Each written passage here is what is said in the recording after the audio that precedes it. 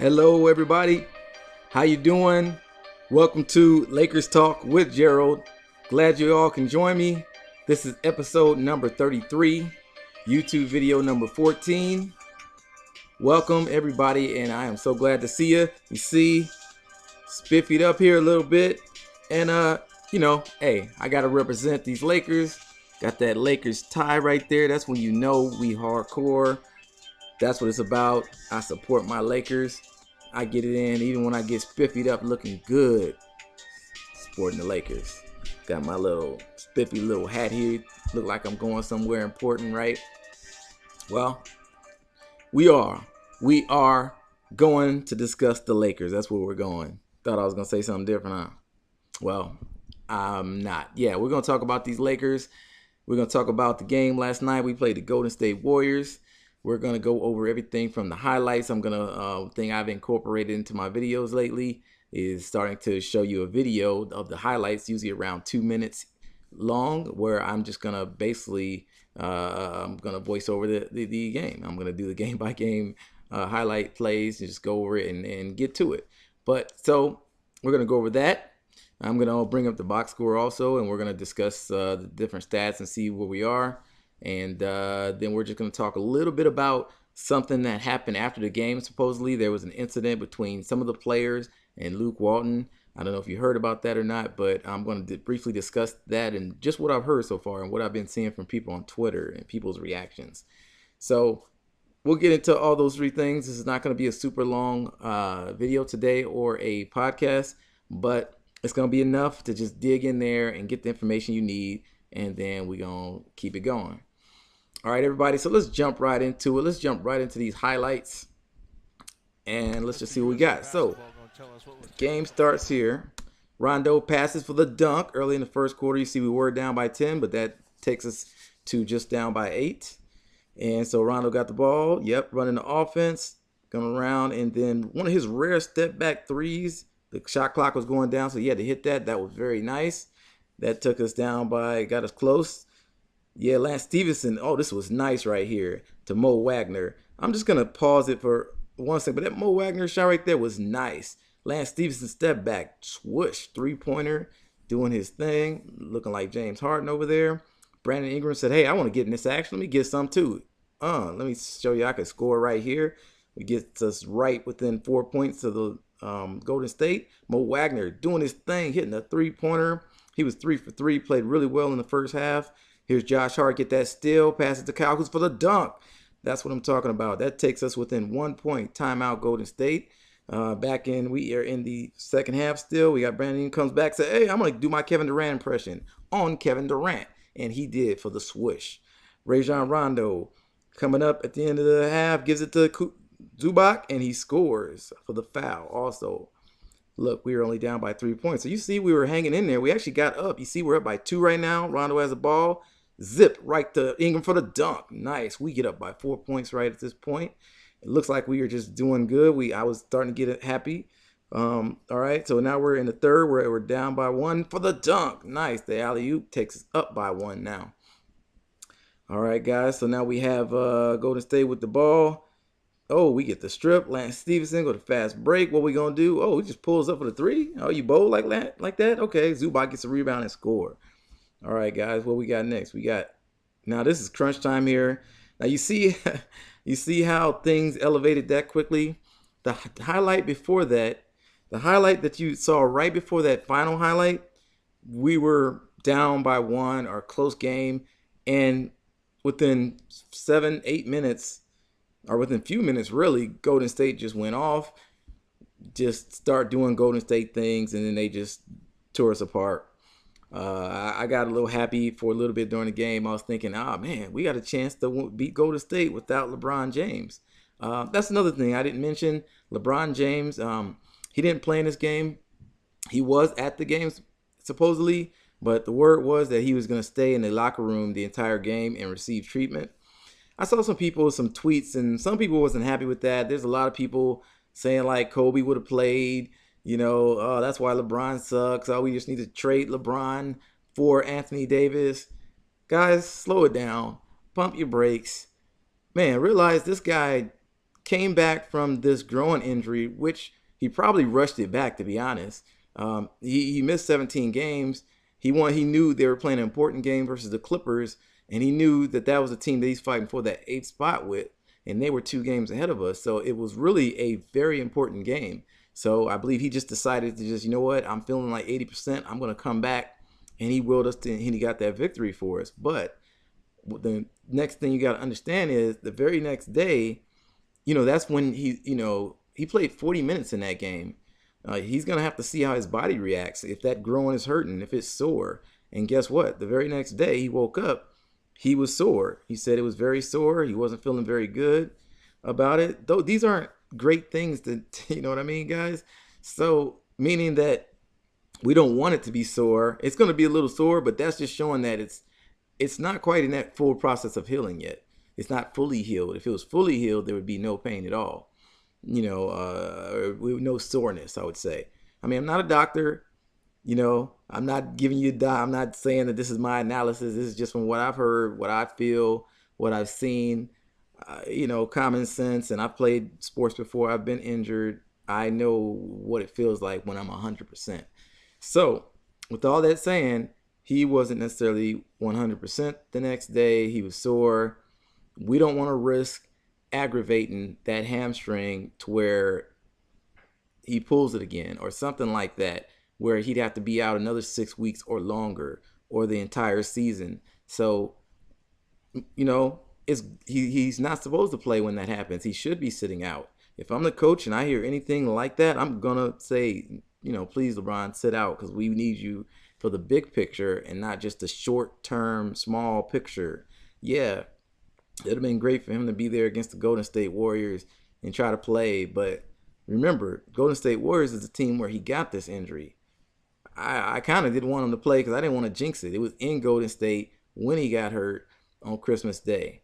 So I don't, I'm not I'm not really superstitious like that. But yeah, just sit back. Don't play in this game.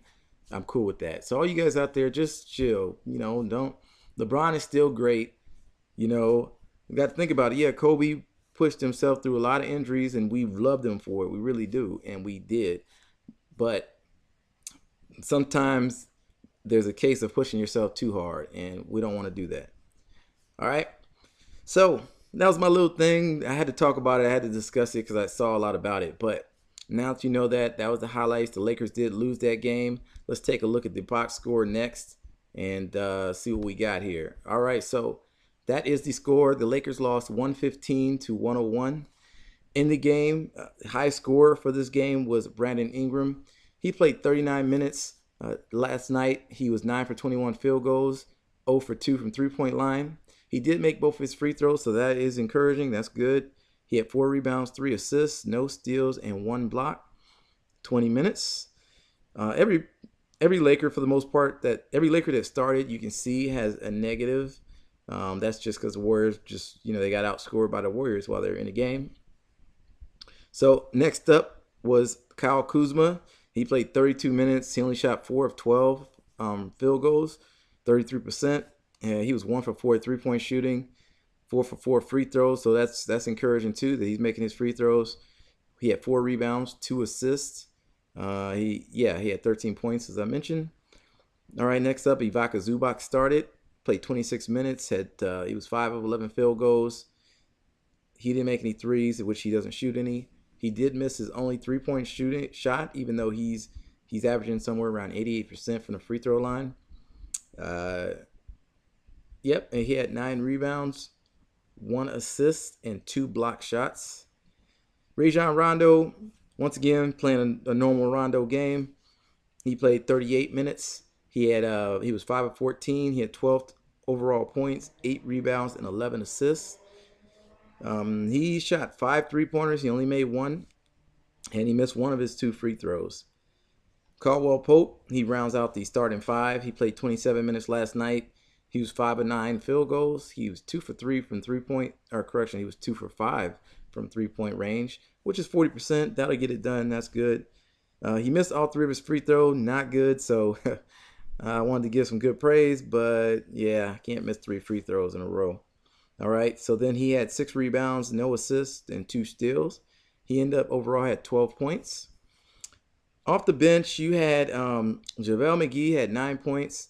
Beasley had 6. Stevenson had 10 points.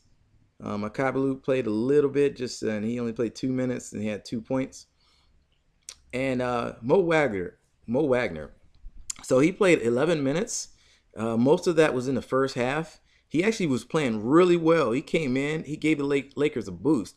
And you saw it during one of those highlights where it's a fast break. He got the ball, he was going in for the layup, and he got grabbed by Lance Stevenson or tried to get held up. And he concentrated the whole way, muscled his way in, and got that score. I really liked that play. I loved his concentration. I loved his energy after it. I think after the play was over, he was getting held a little bit, and he just kind of like, oh, get off me. He was all pumped up after the basket. He missed the free throw though, but I did like his energy. I liked his play, and there was a lot of criticism after the game because he didn't get any playing time in the second half at all. And a lot of people believe, like, man, this guy came in, gave us energy, gave us that boost that we needed, played well, made a three-pointer, made that shot. I mean, he was 3 for 3 in the game, and most people thought that he should have at least got a little bit of playing time in the second half. So a lot of people were really critical of Luke Walton on social media. So, man, I do have to say that I would have thought I also would have wanted to see Mo Wagner play a little bit in the second half, maybe put him in there for some minutes and then see if he can continue that momentum. And if not, then just pull him out and put our guys back in. So I did think he should have played a little bit in that second half. So overall, guys, let's look at the Lakers field goal shooting. Overall, they were 43.8% field goals, 25% from the three-point line. That will not get it done. And free throws, 58%. That is horrible. They missed 7 out of 17 free throws. Not good. That's why the Lakers are right at the bottom in the league as far as averaging on free throw shooting. That's not a championship model right there. So we got to get that together. We really do. All right. So that is the box score. All right. So that was the box score. Last but not least, we're going to talk about what I heard about after the game. After the game, supposedly in the locker room, Luke Walton was getting on the team about how they need to play team ball and certain people weren't playing together and were playing selfish. Well, apparently that sparked a nerve in a few veterans, specifically JaVale McGee, Michael Beasley. These are the players I heard, and I actually heard the third person was Lance Stevenson. But later, I ended up hearing that Lance Stevenson was like, hey, I was good. I wasn't part of that, basically. So whoever reported on that probably, I don't know, they included him because he just, I don't know. I'm not going to say there's some bias there, but sometimes, for a good story, they like to throw in, the guys that are known for that kind of stuff. And so that would be, they would say they threw Michael Beasley, and then, of course, they try to put Lance in there. So, and then earlier I also saw that one of the players so when it struck a nerve with them, so then they actually verbally got on Luke Walton at that time. And it was like, hey, I don't know exactly what they said, but they're like, hey, look, we're playing hard and you ain't playing us minutes, and you play us 30 minutes one game, 5 minutes the next, which is actually, I did hear that that's kind of what they were saying in the reports, is that they're upset with his rotations and the way he plays players. And this is true. Luke Walton, many a times where he'll put JaVale McGee in and play him 25, 28 minutes a game. And then, then he turns around and, JaVale McGee was starting most of the season. And then, Zubac started playing well. So then now Zubac's starting. And then at one point in time, Tyson Chandler was starting at center, and then there was a game where he started Zubac and not Tyson Chandler, but he started both the center, JaVale McGee and Zubac. So, and then there's other games where Lance Stevenson might play 5 minutes in one game, and then the very next day or the day before, he had played 30 minutes. So that's the kind of stuff that they're talking about. I've been thinking the same thing most of the year. I want him to be consistent, and players need that too. They need consistency, or they want to see consistency, because then they know their role. They're going to be content if they know their role. If it stays consistent, they know, okay, I'm going to play 10 minutes a night. I'm going to play at the beginning of the first, the end of the third. I'm going to be the starter each night, and then I'm going to come out, and this guy's going to relieve me. You know, of course, we understand when there's injuries, that stuff has to change. But a lot of times, this is when guys are sitting right there, they're healthy from one game to the next. So I think Luke Walton probably needs to tighten that up. He needs to fix that rotation up a little bit, because, I mean, you starting to get guys, you know, they like you as a person, nice guy, but they're starting to lose respect for you. They're starting to see that, because things are starting to leak, stuff starting to show. And so it's not a good sign. There's already been word that LeBron James' camp kind of wanted to see him go, or didn't care for Luke Walton. So that's not a good sign. We'll see, guys, what happens. We'll see if Luke Walton's going to be there for the rest of the year. I want to know your comments. Do you think Luke Walton deserves what they've been saying? Do you believe his rotations are shaky? Let me know in the comments. Also, don't forget to subscribe. Also, watch my other videos. Watch me, you can go listen to me on podcasts on Spotify, Apple, Podbean, all those things. All right, guys, that's going to do it. That's going to be the end of episode number 33, YouTube video number 14, and I'm officially out.